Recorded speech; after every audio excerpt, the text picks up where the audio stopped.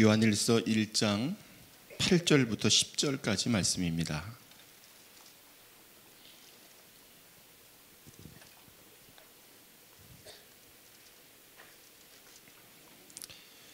네, 우리 세 절의 말씀인데요. 우리 같이 한 목소리로 봉독해 보겠습니다. 만일 우리가 죄가 없다고 말하면 스스로 속이고 또 진리가 우리 속에 있지 아니할 것이요 만일 우리가 우리 죄를 자백하면 그는 미쁘시고 의로우사 우리 죄를 사하시며 우리를 모든 불의에서 깨끗하게 하실 것이요 만일 우리가 범죄하지 아니하였다 하면 하나님을 거짓말하는 이로 만드는 것이니 또한 그의 말씀이 우리 속에 있지 아니하니라. 아멘. 우리 옆에 있는 분들과 함께 인사 나누겠습니다. 이 시간에 보니 더 좋습니다. 이렇게 인사하시기 바랍니다. 네, 오늘 이 자리에 안 나오신 분들은 어디 계신지 모르겠습니다. 네. 이런 복된 자리로 나오시는 것이 가장 은혜인 줄 믿습니다. 어떤 사람이 장사를 하는 사람인데 추운 겨울에 천막을 쳐놓고 살을 에이는 찬바람을 피하면서 있었습니다. 밖에는 그 사람의 낙타가 떨고 서 있었는데 이 낙타가 말을 하는 낙타였나 봐요. 이 상인에게 이렇게 얘기를 했습니다. 천막문에 고개를 이렇게 내밀면서 너무 추우니까 내 고개만 좀 이렇게 천막 안에 있으면 안 되겠냐고 그렇게 간청을 했습니다. 주인은 못마땅했지만 허락을 했죠. 그랬더니 좀 있다가 낙타가 또 이렇게 이야기를 합니다. 내 코는 훈훈하고 편안하지만 내 어깨가 몹시 춥습니다. 제 어깨와 앞발만 좀 들여놓게 허락을 해 주십시오. 그래서 또 그것도 허락을 해줬습니다. 그랬더니 앞발하고 어깨가 천막 안으로 들어왔죠. 조금 있다가 이 낙타는 살며시 주인에게 접근해서 또 이렇게 이야기를 합니다. 머리도 따뜻하고 앞발도 따뜻한데 몸이 추워서 견딜 수가 없습니다. 제 몸이라도 좀 들어갈 수 있게 해주십시오. 그래서 그것도 허락을 해줬습니다.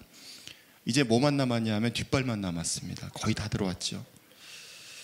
이제 조금 있다가 이 낙타가 또 이야기합니다. 내 뒷발까지 들어올 수 있게 해달라고. 그래서 이 주인이 그것을 허락을 했습니다. 그랬더니 결국에는 그 큰 낙타가 천막 안으로 들어오게 됐습니다. 그리고 마지막으로 이렇게 이야기를 했다고 합니다. 주인님, 우리 둘이 여기 있기엔 너무 좁군요. 당신께서 나가주시는 게 어떨까요?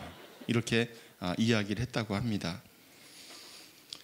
여러분, 죄라고 하는 것을 우리가 생각을 하면 처음에는 별것 아닌 것 같고 작은 것 같지만 결국 그것이 우리의 삶을 파멸로 이끌 때가 많이 있습니다. 죄는요, 우리를 유혹할 때 세 가지 정도 이렇게 이야기를 합니다. 한번 여러분들에게 들려지는 말이라면 이것이 유혹이다 생각하시면 됩니다. 첫째는 이렇게 얘기하죠. 이 정도는 괜찮다. 더 심하게 사는 사람들도 있는데 이 정도 가지고 뭐라고 할 거 없으니까 이 정도는 괜찮다. 그렇게 우리를 유혹합니다. 두 번째는 뭐라고 얘기하냐면 남들도 다 하는데 뭐 나만 할 게 아니라 너만 하는 게 아니고 남들도 다 하는데 괜찮다. 그렇게 얘기를 합니다.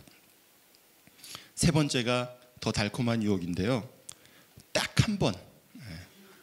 한 번인데 어떻냐고 이야기를 해요. 딱 한 번. 여러분, 여기서 우리가 헤어나오지 못하는 죄의 굴레로 인해서 수렁에 빠져들 수밖에 없습니다. 여러분, 에스키모인들이 늑대 사냥하는 법 여러분 아시죠? 늑대는 후각이 발달을 해서 그냥 늑대를 잡는 것은 대단히 힘이 들다고 합니다. 그런데 이 에스키모인들은 힘 하나 들이지 않고 늑대를 잡을 수가 있습니다. 칼에다가 날카로운 칼에 피를 발라서 그냥 땅에 꽂아놓기만 하면 된답니다. 그러면 피 냄새를 맡고 늑대들이 와서 그 칼에 붙어있는 피를 핥아먹기 시작합니다. 여러분, 날씨가 추우면요, 차가운 곳에 이렇게 닿게 되면 감각이 별로 없어서 그 날카로운 칼에 자기 혀가 베이게 되죠. 그러면 어떻게 되냐면 그 칼에 있는 피를 아무리 핥아먹어도 계속 피가 있는 거예요. 그거는 거기에 붙어있는 피가 아니라 자기 피입니다. 계속 흘리는 피죠. 결국 아침이 되어서 에스키모인들이 나가보면 늑대가 그 칼 앞에 엎드려서 그냥 죽어 있답니다. 그것이 늑대를 잡는 법이라고 합니다. 여러분, 죄의 속성이 그렇죠. 마치 늑대가 자기가 죽는 것도 알지 못하고 그렇게 열심히 좋아하는 피를 핥아먹다가 결국 죽게 되는 것처럼, 어찌 보면 우리 인생도 그와 같은 인생을 살아가는 사람들이 얼마나 많이 있는지 모릅니다. 그냥 조금만 더 가고 조금만 더 한다고 생각을 했는데 나중에는 너무 멀리 가서 돌이킬 수 없을 만큼 멀리 가게 되는 경우가 있죠. 여러분, 저는 이 저녁에 죄에 대해서 좀 이야기를 나누려고 합니다. 여러분, 그렇게 생각하실지 모르겠습니다. 기왕이면 이 저녁에 함께 말씀을 나누는데 은혜라든지 축복이라든지 이런 말을 나누지 왜 하필이면 죄라고 하는 말을 나누게 될까?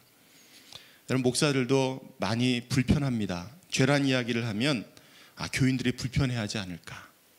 조금 더 심하게 이야기하면 죄에 대해서 이야기하면 교회를 떠나는 사람이 생기지 않을까? 그렇게 고민을 많이 합니다. 그러나 분명한 것은 믿음의 사람은 영적으로 깨어있는 사람이어야 되는 줄 믿습니다.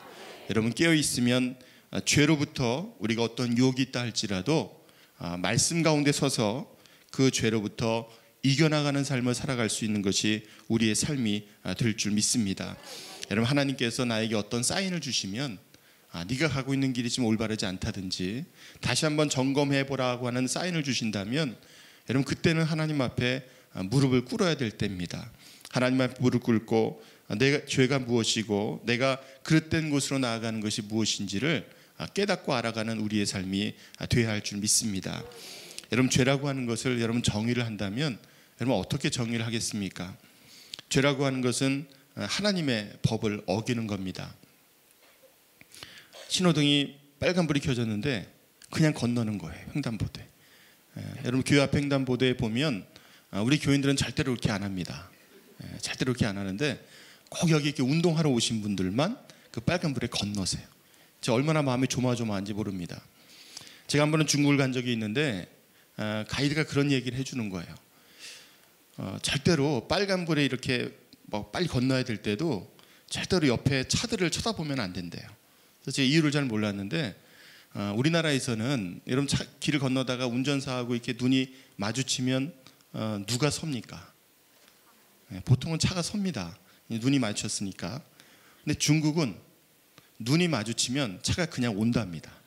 여러분, 그 잘 아셔야 돼요. 우리처럼 생각하고 이렇게 차가 눈이 마주쳤으니까 차가 쓸 것이다 생각하면 오산이고요. 마주쳤으니까 그냥 온대요, 차가. 여러분, 빨간 신호가 켜져 있는데 길을 건너는 것과 같은 것이 바로 죄의 정의입니다. 하나님께서 주신 법을 어기는 것, 그 법으로부터 떠나는 것, 그것을 우리가 죄라고 이야기를 하죠. 여러분, 하나님께서 주시는 그 말씀에는 무엇이 옳고 그른지를 우리에게 분명하게 말씀하고 있는데 우리는 그것을 생각지 않고 내 생각대로 판단하고 행동하고 결정할 때가 많이 있다는 겁니다. 여러분, 하나님의 법을 어긴다라고 하는 것이 죄인데 여러분, 우리는 그것을 너무 가볍게 생각하고 아까 앞서 말씀드린 것처럼 그냥 딱 한 번 그렇게 생각을 해요. 나보다 더한 사람들도 있는데 이 정도는 괜찮을 거야. 여러분, 그렇게 생각하지 않습니까? 여러분, 하나님께 주신 우리의 법이 있는데 그 법으로부터 떠나가는 것이 바로 죄입니다. 여러분, 죄를 또 이렇게 정의하죠.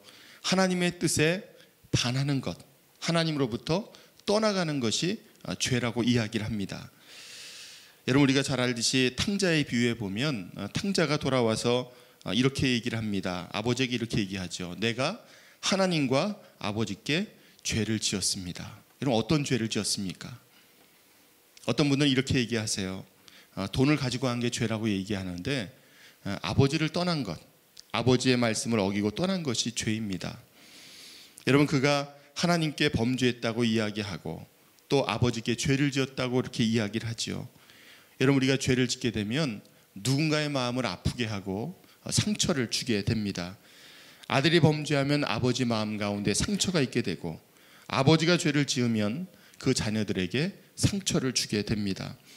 근데 중요한 것은 우리가 죄를 지을 때 가장 아파하시는 분은 바로 하나님이시다라고 하는 것을 여러분 기억하실 수 있기를 축복합니다. 이런 모든 죄는 마음에 상처를 주는 것이고, 그래서 무엇을 하든지 하나님 보시기에 합당한가, 하나님께서 보시기에 기뻐할 만한 일인가라고 하는 것을 먼저 생각해야 될 줄 믿습니다. 여러분, 가야 할 곳과 가지 말아야 할 곳의 정의를 여러분 아시죠? 믿는 사람들이 가야 할 곳이 어디입니까? 가지 말아야 할 곳이 어디입니까? 아주 쉽게 예를 들면 이렇게 생각하시면 좀 쉬우실 것 같아요. 그냥 목사님하고 같이 가기에 별 무리가 안 될 것 같다 생각되면 가도 되는 곳이고요. 목사님하고 같이 왠지 눈치 보이고 왠지 불편하다 그러면 가급적 안 가시는 게 좋습니다. 제가 여러분들이 이해하기 쉽게 말씀드린 거고, 좀 더 구체적으로 말씀드리면 하나님께서 나와 함께 하시는데 그 하나님의 마음을 근심하게 하는 곳이라면 여러분 거기서 우리가 떠나가는 것이 복된 삶인 줄 믿습니다. 고린도전서 10장 31절에 보면 너희가 먹든지 마시든지 무엇을 하든지 하나님의 영광을 위하여 하라, 그렇게 말씀하고 있죠. 이런 작은 것이라도 바른 길, 또 하나님께서 기뻐하시는 길로 걸어갈 수 있는 여러분들의 삶이 되시기를 바랍니다. 여러분, 우리는 늘 선택의 순간에 있죠. 이것을 선택하느냐 저것을 선택하느냐 선택해야 하는데, 여러분 그 선택의 순간에 빠른 길이 아니라 다른 길을 선택할 수 있는 여러분들의 삶이 되시기를 바랍니다. 또 성경은 죄를 이야기할 때 선을 행하지 않는 것이 죄다, 그렇게 이야기를 합니다. 여러분, 우리가 생각할 때는 나쁜 행동을 하는 것을 죄라고 보통 이야기하는데 선을 행하지 않는 것을 죄라고 이야기합니다. 야고보서 4장 17절에 보면 사람이 선을 행할 줄 알고도 행치 아니하면 그것이 죄다, 그렇게 이야기합니다. 여러분, 말씀에 우리가 어떻게 살아야 하고 어떻게 행동해야 되고 어떻게 우리의 삶을 정해야 되는지를 말씀하고 있는데, 알고도 행치 않는다면 그것을 성경은 죄라고 이야기를 합니다. 내가 예수님을 믿고 그 말씀대로 살아야 한다라고 하는 것을 알면서 그 말씀대로 살지 않는다면 여러분 그것이 죄가 되겠죠. 사랑해야 할 사람을 사랑하지 않는다면 그것도 하나님께서 말씀하신 법을 어기는 죄가 됩니다. 여러분, 저는 누군가 멸망받기 위해서 어떻게 살아야 됩니까? 라고 한다면 아주 대답은 간단합니다. 멸망받기 위해서는 그냥 아무것도 하지 않으면 됩니다. 여러분, 하나님 주시는 형벌 가운데 가장 큰 벌이 뭔지 아십니까? 어떤 분은 고난이 오거나 어려움이 오는 것이 가장 큰 형벌이라고 이야기하는데, 여러분 가장 큰 형벌은요 하나님께서 내버려 두시는 거예요. 돌이키게 하거나 깨닫게 하시는 것이 아니라 그냥 내버려 두는 것이 가장 큰 형벌인 줄 믿습니다. 완전하진 않지만 나를 도우시고 나와 함께 하시는, 나는 완전하지 않지만 나를 도우시는 그 완전하신 하나님을 의지한다면 우리의 삶은 하나님께서 감당치 못하는, 또 하나님께서 그 모든 어려움을 이겨내고 또 세상을 능히 이겨낼 수 있는 능력을 우리에게 허락해 주실 줄 믿습니다. 또 성경은 우리에게 믿지 않는 것을 죄라고 이야기를 합니다. 하나님이 어떤 분인지를 알고 또 하나님께서 우리에게 어떤 분인지를 분명히 깨닫고 알매도 불구하고 믿지 않는다면 여러분 그것도 불신앙의 죄라고 성경은 이야기합니다. 여러분, 우리가 예수 그리스도를 우리에게 주신 것이 얼마나 큰 은혜인지를 모릅니다. 우리가 지금 사순절을 지내고 있는데 여러분 십자가를 바라볼 때마다 여러분 여러 가지 생각들이 많으시죠. 나를 위해 십자가 위에서 죽으셨던 그 예수님을 생각하면 정말 우리에게는 말할 수 없는 감사와 기쁨과 또 은혜가 넘쳐나게 되는 줄 믿습니다. 여러분, 가끔 임종을 앞두고 있는 사람들을 만나게 되면 그 순간에 복음을 전해야 되는 경우가 있습니다. 지난주에도 제가 중환자실에 신방을 가서 이미 세례를 받은 분이에요. 연세도 90세가 넘으셨습니다. 그런데 이분이 말씀을 못하세요. 중환자실에 계시면서. 근데 참 감사한 게 본인이 의사를 표시할 수가 있더라고요. 무슨 이야기를 하면 고개를 끄덕이세요. 근데 그분에게 마지막으로 이미 세례도 받으신 분이지만 여쭤봤습니다. 예수를 믿으십니까? 그랬더니 고개를 끄덕이세요. 예수 믿으면 구원받는 걸 믿으세요? 그랬더니 끄덕이세요. 예수 믿으면 천국 가는 걸 믿으세요? 끄덕이시더라고요. 참 감사한 일이죠. 여러분, 한 10여 년 전에 제가 안동이라고 하는 곳에 신방을 간 적이 있습니다. 토요일 날이었는데 어떤 집사님 부부가 너무 간절하게 요청을 하셔서 토요일 그것도 저녁 시간에 안동에 신방을 가게 됐어요. 아버지가 생사를 알 수 없는 그 상황 가운데 있는데 그래도 마지막 가서 좀 기도를 해주시고 또 복음을 받아들일 수 있게 해달라고 하셔서 제가 안동에 갔습니다. 근데 제가 안동이 굉장히 먼 곳인 줄 알았는데요, 얼마나 빨리 달렸는지 정말 금방 갔어요. 안동까지 금방 갔습니다. 그 안동의료원의 중환자실에 들어가서 그 아버님의 손을 붙잡고 그 부부도, 집사님 부부도 같이 이야기하고 저도 그분에게 복음을 전했습니다. 근데 앞서 말씀드린 분처럼 의식이 있으세요. 의식이 있으신데 저는 좀 그렇게 그 힘이 있으시면 좀 본인이 한번 믿어보시면 좋겠는데 고개를요 좌우로, 정말 마음이 얼마나 아팠는지 모릅니다. 분명하게 본인 의사를 표시하셨어요. 예수를 믿으라고 제가 계속 이야기하고 그분하고 계속 씨름을 했는데 마지막까지 고개를 저으셨어요. 안 믿겠다는 의미시죠. 여러분, 저는 우리에게 필요한 분, 또 우리와 함께하는 사람들에게 아직 믿음을 갖지 않은 분들에게 꼭 필요한 분, 그분은 바로 예수 그리스도이신 줄 믿습니다. 그 예수님의 이름을 우리가 알고 깨닫고 믿는다면 여러분, 우리에게는 구원이 있고 영원한 생명이 있게 되는 줄 믿습니다. 여러분, 죄의 문제를 구체적으로 설교하지 않아도 우리가 죄로부터 깨닫고 또 나아갈 수 있는 가장 좋은 방법은 바로 예수 그리스도와 온전한 관계를 맺으면 여러분 올바른 삶을 살아갈 수밖에 없습니다. 나에게 좋지 않은 습성이 있을지라도 예수님께서 나와 함께 하심을 깨닫고 안다면 그 습성을 버리지 않고는 견디지 못하는 삶을 살아갈 수 있습니다. 여러분, 가장 먼저 해야 하는 일, 그것은 바로 예수님께서 내 삶의 주인 되심을 고백하는 일인 줄 믿습니다. 여러분, 빛과 어둠은 공존할 수 없죠. 여러분, 같은 공간 안에 빛과 어둠은 공존할 수 없습니다. 캄캄한 방이라 할지라도 만약에 불을 켜서 빛을 비추게 되면 그 방의 어두움은 한순간에 다 사라집니다. 반대로 그 불을 꺼버리게 되면 그 공간은 어두움이 지배하게 되죠. 여러분, 예수님께서 이 땅에 오실 때 빛으로 오셨습니다. 여러분, 우리 마음 가운데 예수님과 악한 영이 함께 공존할 수 없습니다. 저는 여러분들의 마음과 여러분들의 삶을 바로 그 예수님으로 채워나가실 수 있는 그러한 복된 삶이 되시기를 축원합니다. 여러분, 도둑이 도망가면서 도둑이 하는 도둑 보셨습니까? 있답니다. 있대요. 불을 지른 사람이요, 일부러 방화를 저지른 사람이 도망가면서 불이하는 경우를 보셨습니까? 있답니다. 실제로. 왜 그렇게 하냐 하면요, 도망가기 위해서 자신의 죄책감을 다른 사람에게 전가하는 행위래요. 자기가 불을 질러놓고 불이야 그러고 도망을 가는 거예요. 여러분, 자기 마음 가운데 공포와 죄책감이 있는 사람은 오히려 그 죄로부터 벗어나려고 하기보다는 거기에 머무르려고 하는 습성이 있을 수가 있습니다.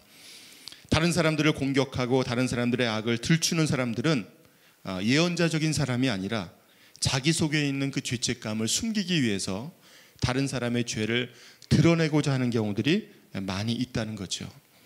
여러분, 저는 오늘 이 저녁에 내 안에 있는 죄책감으로부터 자유로울 수 있는 여러분들의 삶이 되시기를 축복합니다. 예수 그리스도 안에 있는 자에게는 결코 정죄함이 없느니라. 여러분, 우리가 어떠한 상황 가운데 놓였다 할지라도, 끊임없이 우리를 죄책감으로 몰아넣는 악한 영들이 있다 할지라도 우리가 예수 그리스도 안에 있기만 하면 우리는 결코 정죄함이 없는 그러한 삶을 살아가게 될 줄 믿습니다. 자유하게 되는 거죠. 거기에 묶여서 괴로워하는 삶이 아니라 이제는 자유한 삶을 살아갈 수 있도록 하나님께서 우리의 삶을 인도하여 주시는 줄 믿습니다. 여러분, 분명히 기억해야 할 것은 그냥 자유롭게 되는 것이 아니라 여러분, 우리가 죄의 문제에 있어서는 진정한 회개가 있어야 합니다. 여러분, 후회하고 회개가 어떤 차이가 있습니까? 내가 잘못한 걸 후회한다라고 하는 거하고 내가 회개한다라고 하는 것이 어떤 차이가 있습니까? 여러분, 어디까지 똑같냐 하면 자신의 잘못을 깨닫고 뉘우치는 것까지는 똑같아요. 후회도요, 자신의 잘못을 뉘우칩니다. 내가 왜 그랬을까? 그렇게 생각을 하죠. 회개하는 것도 자신의 잘못을 뉘우치는 겁니다. 근데 거기까지는 같지만 후회와 회개의 차이는 그 다음부터입니다. 후회하는 삶은요, 그냥 후회하는 삶만을 사는 사람들은 자신의 잘못을 뉘우쳤는데 그 자리에서 일어나서 그냥 가는 거예요.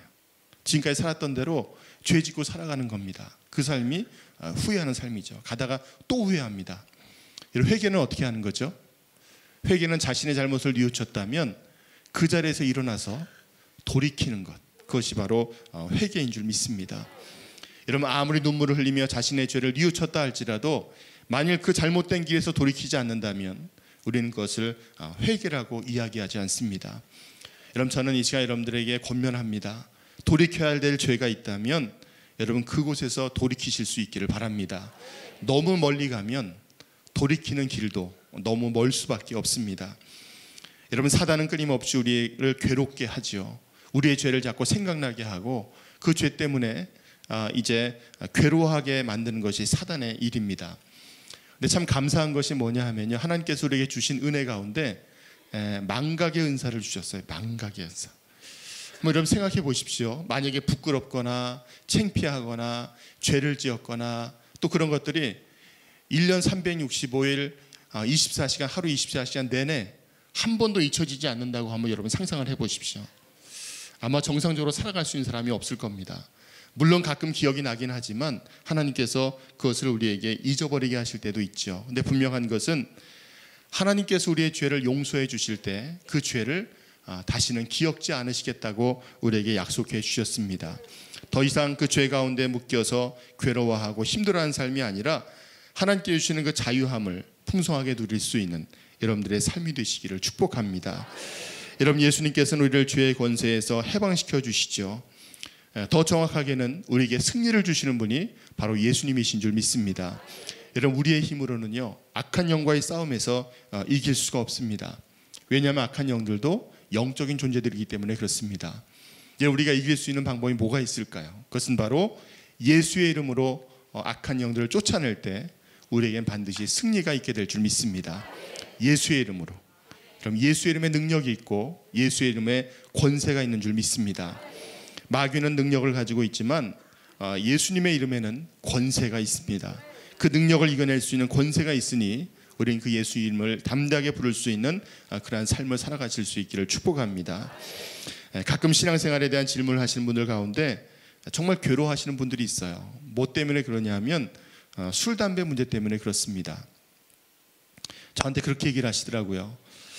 목사님들 교회에서 계시니까 저희들이 세상에서 그것 때문에 얼마나 힘든지 모르십니다. 그렇게 이야기를 하세요. 또 이렇게 얘기하시는 분도 있습니다. 술 마시지 않으면 사업하기가 얼마나 어려운지 아십니까? 사업상 먹어야 될 때가 있습니다. 그렇게 이야기를 하세요. 좀 더 발전하셔서는 이렇게 얘기하십니다. 성경 어디에 술, 담배 하지 말라는 이야기가 있습니까? 그렇게 말씀하시는 분도 있습니다. 제가 그렇게 여쭤봤어요. 그러면 술, 담배 하라는 말씀은 어디 나오냐고 이렇게 여쭤본 적도 있습니다. 그리고 어떤 분들은 이렇게 여쭤보세요. 술을 입에 딱 대는 순간 지옥 가나요? 이렇게 물으시는 분도 있습니다. 여러분, 저는 여러분들에게 그렇게 말씀드리고 싶어요. 그것이 있는 자리가 하나님께서 기뻐하시는 자리는 거의 없더라고요. 여러분, 목사들은 장례를 많이 가지 않습니까? 장례 조문을 많이 가는데 이렇게 안산이나 도시에 있는 병원 장례식장은 그렇지 않은데 시골을 가면 어떤 경우가 있냐면 한 장소 안에요. 한 장소 안에 이렇게 손님들을 접대하는 곳과 빈소가 이렇게 같이 있습니다. 좀 넓으면 괜찮은데 좁은 곳들이 있어요. 근데 저는 그때 알았는데 술을 드시게 되면 이 볼륨 조절이 잘 안 돼서요. 말씀하실 때 이 높낮이가 조절이 잘 안 되십니다. 본인들 조그맣게 얘기하다가도 이쪽에서 저희가 이제 예배를 드리잖아요. 찬송가를 부르면 이분들이 볼륨이 막 따라서 올라가요. 올라가다가 찬송가를 딱 그치면 볼륨이 떨어져야 되잖아요. 근데 볼륨이 안 떨어집니다. 계속 이제 시끄럽게 이야기를 하세요. 거기 가서 예배를 드리고 같이 그분들에게 조문을 하고 또 간단하게 다과를 하고 한 1시간 정도 걸려서 나왔는데 그때 문제가 생겼습니다. 그게 뭐냐 하면 거기 있다가 나온 교인들하고 저까지도 이렇게 옷의 냄새를 맡아보니까 옷에서 무슨 냄새가 났을까요? 안 가보셨군요. 담배 냄새가 배가지고요, 심히 걱정이 되는 거예요. 그래도 거기 증명해 줄 수 있는 교인들이 있으니 다행이지, 만약에 혼자서 그러고 교회를 오면 지나가는 사람들이 어떻게 생각할까? 목사님 옷에서 담배 냄새가 나네, 그러지 않을까 생각이 됐습니다. 여러분, 내가 그것을, 세상적인 것들을 가까이 하는 순간 곧바로 지옥으로 떨어지는 것이 아니라 세상적인 것을 가까이 하면 할수록 하나님 기뻐하시는 은혜의 자리에 나오기보다는 세상을 향하여 나아갈 가능성이 훨씬 더 커지게 됩니다. 바꿔서 얘기하면 죄를 지을 가능성이 점점 커지게 되는 거죠. 여러분, 죄라고 하는 것, 제가 앞서 말씀드렸지만 서서히 우리를 잠식해 들어오게 됩니다. 돌아서야지라고 생각을 했는데 더 이상 빠져나오지 못하고 그곳에 이제 수렁에 빠지는 우리의 모습을 바라보게 되지요.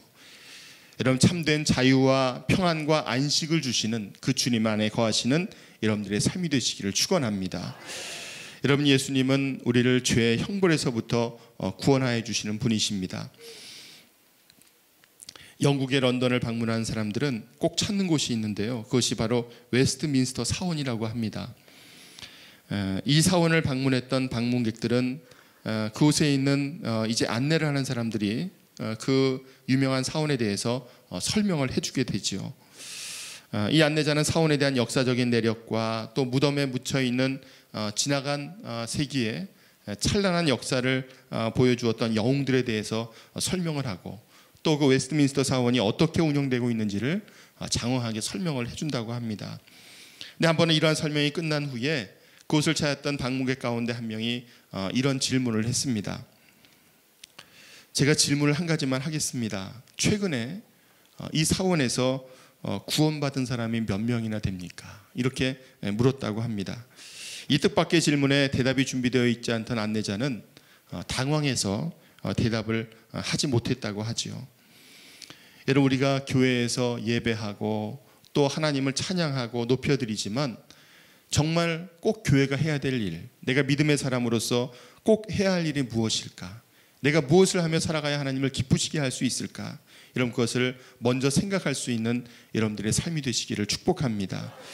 여러분, 우리에게 만일 예수의 이름이 주어지지 않았더라면 여러분, 우리의 삶은 지금 어떻게 되어 있겠습니까? 만일 교회가 영혼 구원의 사명을 감당치 않는다면 그 교회는 어떤 의미가 있겠습니까? 아마도 교회는 더 이상 세상을 바꿀 수 없고 존재의 의미가 사라지게 될 겁니다. 여러분, 우리가 이제 사순절을 지나고 있지요. 우리의 모습을 돌아보면 죄를 짓고 지옥을 가야 할 인생들이고 더 이상 용서받을 수 없는 삶을 살 수밖에 없는 사람들인데, 예수 그리스도께서 십자가 위에서 우리를 위하여 죽으심으로 우리의 죄의 문제, 또 우리의 죽음의 문제를 해결하여 주신 줄 믿습니다. 여러분, 아무리 능력이 있고 힘 있는 사람도 결코 해결할 수 없는 두 가지의 문제, 그것은 바로 죄와 죽음의 문제입니다.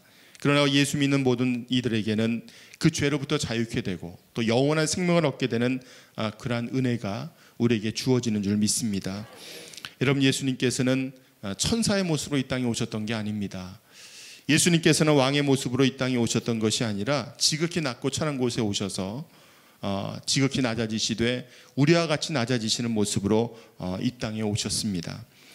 여러분, 저는 이 사순절기를 지나면서 언덕 위에 세워졌던 십자가를 여러분 바라보기를 원합니다. 여러분, 십자가 세 개가 세워져 있었는데 하나의 십자가에는 그리스도를 거절하고 이제 끝까지 거부했던 죄인이 한 명 있었고요. 그 가운데는 우리 주님께서 인류를 위해 죽어가셨던 그 죽음의 십자가가 있었고, 마지막 세 번째 십자가에는 이제 주님 앞에 회개하고 이렇게 고백한 강도가 있었습니다. 당신의 나라가 임할 때 나를 기억하여 주옵소서. 여러분, 한 사람은 죄 가운데 죽었고, 한 사람은 남의 죄를 위해 죽었고, 또 한 사람은 죄로부터 구원받고 천국에 이르게 된 줄 믿습니다. 여러분, 우리에게 은혜라고 하는 것은 우리가 값없이 받는 것이 은혜입니다. 내가 어떤 공로가 있기 때문에 받는 것이 은혜가 아니라 나는 부족하고 연약하지만 감당할 수 없는 은혜를 주신 분이 바로 우리 하나님이신 줄 믿습니다. 나를 깨끗게 하시고 나를 정결케 하시고 나를 하나님 기뻐하시는 삶을 살아갈 수 있도록 인도하시는데, 여러분 매일매일의 삶 가운데 우리의 모습을 돌아보면 여러분 어떠한 모습입니까? 여러분 저는 이 사순절기를 지내면서 우리의 모습을 스스로 돌아보고 정말 하나님 기뻐하시는 곳, 하나님 기뻐하시는 일, 하나님 기뻐하시는 삶을 살아갈 수 있는 여러분들의 삶이 되시기를 바랍니다. 완전치는 않지만 나의 공로가 아니라 바로 예수 그리스도의 은혜로 내가 죄로부터 자유케 되었다면 이제 더 이상 우리는 그 죄의 지배를 받는 삶이 아니라 바로 예수 그리스도로 말미암아 새로워지고 그 예수님이 나의 삶을 주인으로 삼고 살아나갈 수 있는 여러분들이 되셔서 하루하루의 삶이 기쁨으로 살아가는 여러분들의 삶이 되시기를 바랍니다. 만일 내가 예수님을 알지 못했더라면, 내가 그 예수님을 믿지 않았더라면 내 삶은 어땠을까? 내가 만일 예수님을 내 구주로 고백하지 않았더라면 내가 지금 어디에 있을까?